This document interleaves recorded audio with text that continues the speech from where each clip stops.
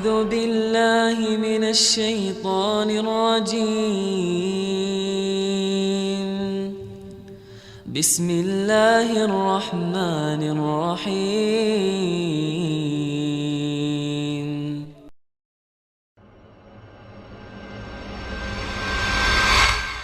Seseorang hamba kalau membiasakan diri melakukan satu ritual ibadah, ya kita bicara masalah uluhiyah berarti keibadahannya kepada Allah. Dia mengerjakan perintah atau meninggalkan larangan, kalau dia rutinkan itu, dia jadikan sebagai daidanahnya, sebagai kebiasaannya, ya rutinitasnya, tradisinya, setiap saat, maka di setiap substansial ibadah itu Allah akan bukakan dia pintu-pintu di situ. Sampai kadang-kadang dia bisa melakukan sebuah ibadah ya dari sama ya jenis ibadah sebenarnya, tapi orang tidak terfikir untuk mengerjakannya. Dan ini cukup banyak contoh berhubungan dengan masalah seperti ini. Dari sisi lain, setiap amal soleh yang kita kerjakan itu bisa menjadi penopang dan pendukung agar ya kita tidak ditimpa apa yang atau Allah angkat ya masalah yang sedang kita hadapi. Saya kasih contoh. Saya nggak tahu yang lalu sudah diceritain belum tentang Sultan Murad? Sudah? Semuanya belum. Ini sayap kanan, sayap kiri sama, sepakat? Belum? Sultan Murad, sultan yang masyhur ya. Beliau yang memiliki anak yang bernama Muhammad, dan Muhammad bin Murad terkenal. Beliaulah yang mendapatkan nasib yang luar biasa dari Allah diberikan kepada Sultan Muhammad Murad ini karena beliau mendapatkan fadilah hadis Nabi SAW yang berbunyi, kalian pasti akan membebaskan Konstantinopel dari kekufuran, akan masuk Islam. Maka sebaik-baik pemimpin, ya pemimpin pada saat itu, dan sebaik-baik prajurit yang sama bersama dengan dia. Dari zaman Utsman bin Affan, Ali bin Abi Thalib, dari zaman Yazid bin Muawiyah, banyak upaya-upaya dari pasukan muslimin menyerang Konstantinopel, tapi tidak pernah berhasil. Subhanallah, di zamannya Muhammad bin Murad ini, yang waktu itu umurnya dia 25 tahun, kurang lebih tahun Masehinya 1453 Masehi. Pada saat itu dia membentuk pasukan dan akhirnya menembus benteng Konstantinopel. Dapat fadilah, maka diberikan julukan Muhammad Al-Fatih. Tapi bukan Muhammad bahasan kita, saya cuma tambahkan informasi itu. Ayahnya Sultan Murad. Sultan Murad II diistilahkan, karena ada Sultan Murad I. Sultan Murad II ini ada tradisi dia yang sangat bagus gitu. Dia punya sebuah buku ya, pribadi yang dia sering tulis sendiri pengalaman dia pada saat jadi pemimpin. Ya, kan? Salah satu tradisi beliau ini, setiap malam beliau kadang-kadang sering keluar tapi pakai baju biasa. Ditinggalkan semua pakaian kesultanannya, dia keluar dengan penasehatnya berdua ngeliling-keliling di jalan Istanbul. Liling-liling lihat, beli makanan di pinggir jalan, berbaur sama masyarakat, dengarin keluhan mereka. Ada orang yang sakit dibantu, ada yang butuh bantuan, fakir miskin dibantu, dia tahu. Jadi dia tahu masalah di lapangan dan dia bantu, besoknya didalamkan, diaplikasikan, diperbaikin, begitulah. Satu malam, dalam salah satu bukunya, dalam satu lembaran buku sejarah hidupnya, beliau bilang, satu malam saya nggak bisa tidur. Kemudian saya bilang sama penasihat saya, coba malam ini kita sama-sama yuk pergi keluar seperti biasa nyamar. Baiklah, jalanlah berdua ini. Begitu dia jalan, tiba-tiba waktu jalan di salah satu jalan-jalan kecil di Istanbul, ada satu orang jalan pegang botol khamr. Pas depan Sultan Murad, subhanallah, dengan hikmah Allah kepleset orang itu, jatuh, kendi khamrnya pecah, mati tiba-tiba. Di tempat mati orang itu. Waktu mati, biasanya kalau ada orang seperti ini jatuh tiba-tiba, umumnya kan banyak orang yang datang melihat ada apa keadaannya. Waktu itu Sultan Murad tiba-tiba datang dengan penasihatnya, lihat, diperiksa, sudah meninggal orang, diperiksa urat nadi lehernya tidak, udah mati orang ini. Tapi anehnya, nggak ada satu orang pun yang lulalang itu mau lihat, nggak mau ditengok, nggak mau dilihat gitu. Langsung kata Sultan Murad, wahai muslimin, ini ada orang mati, gitu kan? Nggak ada yang nyaut. Dua kali, wahai muslimin, ini orang muslim, oh ini orang mati, nggak ada yang nyaut. Satu orang di situ, rumahnya rupanya dekat situ, dia bilang, kami tidak akan sentuh jenazah itu walaupun dia sudah mati. Kata Sultan Murad, kenapa?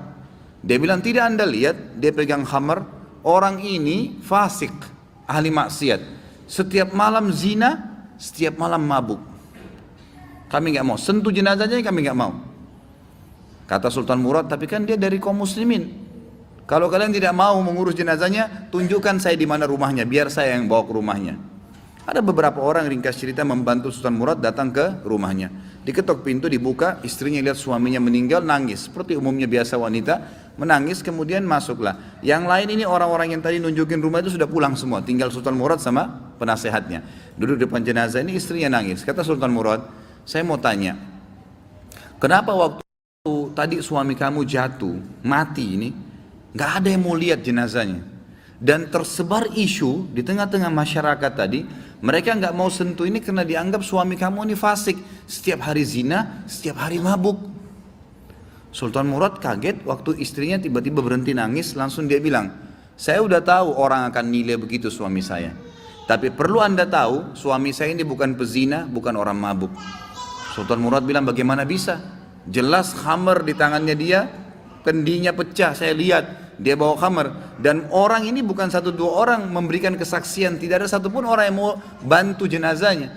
Dia bilang, iya, saya perlu berikan kepada anda kesaksian. Kata istrinya, suami saya ini orang sangat saleh, luar biasa ibadahnya kepada Allah, pada saya dan anak-anak baik, dan dia juga sangat dekat hubungannya dengan Allah. Sholat malamnya nggak ketinggal, kalau siang hari puasa, sedekahnya bagus. Tambah kaget Sultan Murad, bagaimana ceritanya? Dia bilang, suami saya ini punya satu usaha di tengah-tengah kota sini. Setiap hari hasil bisnisnya dia dibagi 3 keuntungannya. Sepertiga dibawa pulang ke rumah untuk saya pakai makan dan minum untuk anak-anak saya. Sepertiga lagi, sepertiga keuntungan diberikan botol khamr, berikan minuman keras. Dia bawa pulang ke rumah, dibuang di WC. Dia nggak minum, dibuang di WC. Terus dia bilang apa depan saya, kata istrinya, itu yang berikan kesaksian. Setelah dia buang, dia bilang, segala puji bagi Allah, minimal membuat saya ya mengurangi orang muslim yang mabuk hari ini. Terus sepertiga lagi yang tersisa, dia datangi tempat perzinahan, lalu dia bilang sama yang punya tempat perzinahan, ini berapa orang wanita di sini pezina? 10 orang. Berapa bayarannya kalau perempuan satu malam sampai besok pagi dibayar? Kata si tempat punya tempat sekian, dikasih sama dia, sepertiga untungnya nih, 10 orang ini semua saya booking malam ini, tutup tempat kalian.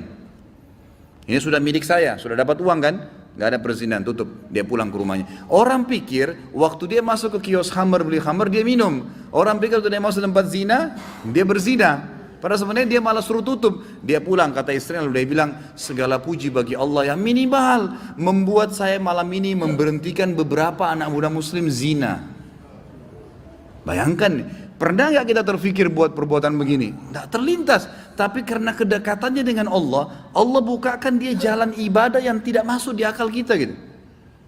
Lalu istrinya bilang, saya pernah bilang sama suami saya, kalau begini perilakumu, kapan kamu mati, nanti jenazah kamu nggak diurus sama kaum muslimin.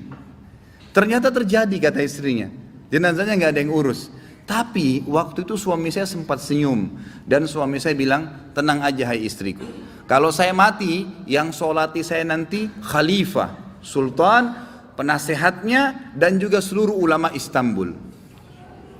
Sultan Murad waktu itu menangis, lalu mengatakan, suamimu benar, saya Sultan Murad, khalifah muslimin, saya akan urus jenazah suamimu. Saya akan, ini penasehat saya akan sholati, dan saya akan undang seluruh ulama di Istanbul untuk mensolatinya.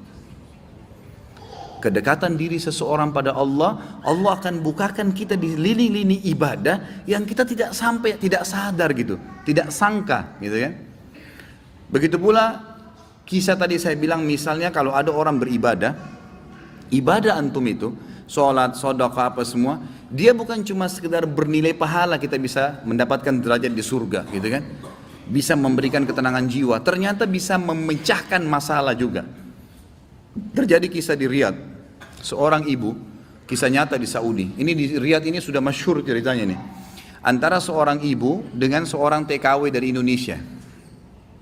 Ada satu ibu sudah divonis di Saudi, operasi kanker dia terakhir sebulan lagi. Kalau tidak berhasil, dianggap sudah mati dari sisi medis. Ini keberhasilannya kecil sekali, 10%, 90% mati orang ini. Sebulan lagi menurut ilmu medis.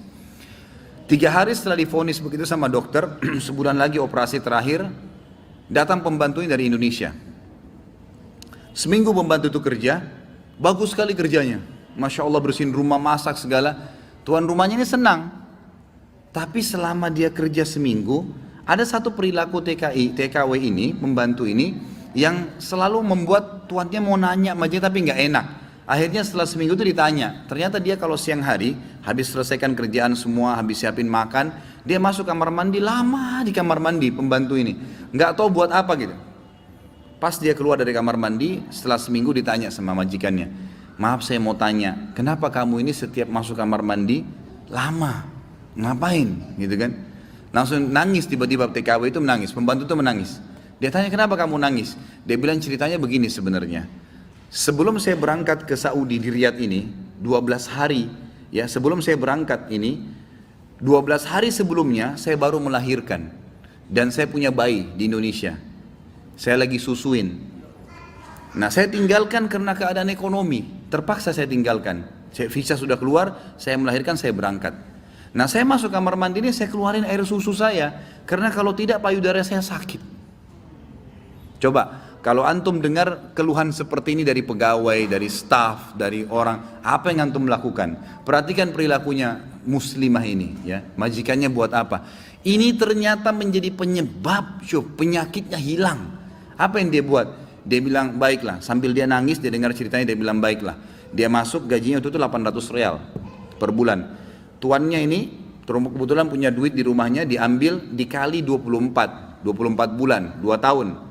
Ini kurang lebih ya sekitar 20.000 real sekian, 50 juta rupiah dikasih pembantunya, ini uang kamu ambil, besok saya belikan kamu tiket pulang ke Indonesia, anggap kau sudah kerja 2 tahun. Pembantunya bilang nggak apa-apa, dia bilang nggak apa-apa, anak kau lebih penting daripada saya, urus anakmu, nggak apa-apa. Terus ada pembantunya, baiklah kalau begitu terima kasih. Kata tuannya, kalau memang majikannya bilang kalau seandainya 2 tahun kemudian habis nyusuin kamu terfikir kembali, ini nomor HP saya, dikasih, pulanglah. Pembantu kita sudah selesai nih, TKW sudah pulang Indonesia. Kita sekarang berhubungan dengan kisah ibu ini. Apa kata dia? Semenjak pembantu itu berangkat, mulai hari itu setiap hari saya menangis. Menangisnya bukan karena sedih penyakit saya merasa terharu, susah menggambarkannya, terharu betul dan bersyukur kepada Allah. Bagaimana Allah membukakan pintu itu buat saya. Saya selalu bersyukur terus sama Allah karena saya bisa memberikan, terfikir untuk kasih gaji 2 tahun. Mungkin kalau terjadi pada kita, kita bilang, baiklah kamu pulang aja minimal. Pernah gak antum terfikir kasih gajinya lengkap semua? Gitu kan? Dia bilang, saya terharu kenapa saya bisa lakukan itu. Dan saya selalu bersyukur sama Allah, saya bisa lakukan sementara memang ini ada vonis mati dekat lagi secara medis gitu kan. Dia bilang tiap hari saya menangis. Dan setiap kali saya menangis, saya merasa ada satu kepuasan dan keadaan saya lebih baik. Ringkas cerita, tiba masa operasi, ditelepon rumah sakit, disiapin semuanya alat operasi. Ini sudah jelas akan menemui ajal kalau secara medis. Tiba di rumah sakit, dicek sebelum operasi, dokternya duduk setelah cek di kursi lalu bertanya, kamu berobat kemana sebulan ini? Kata ibunya, saya nggak berobat kemana-mana. Kamu tahu nggak, kanker kamu nggak ada, sedikit pun nggak ada, akarnya nggak ada, sembuh total, nggak mungkin terjadi secara medis. Ibu itu tersenyum lalu mengatakan, kalau betul apa yang dokter ucapkan, itu karena sedekah saya. Diceritain sama dia ceritanya, begini. Dokternya jadi nangis, dokternya bilang apa? Subhanallah, yang telah membukakan mata hati saya, ternyata yang menyembuhkan bukan obat sama dokter. Tapi siapa? Allah subhanahu wa ta'ala. Ambil pelajaran ikhwas sekalian. Ternyata amal-amal soleh itu bisa membuat kita keluar dari masalah. Abdullah bin Umar dan Abdullah bin Abbas radhiyallahu anhum ajma'in, itu kalau beliau sudah menghadapi masalah dan tidak pecah, beliau keluar cari orang miskin dan sedekah, gitu kan? Keluar bertawassul dengan amal soleh, seperti itulah. A'udzu billahi minasy syaithanir rajim. Bismillahirrahmanirrahim.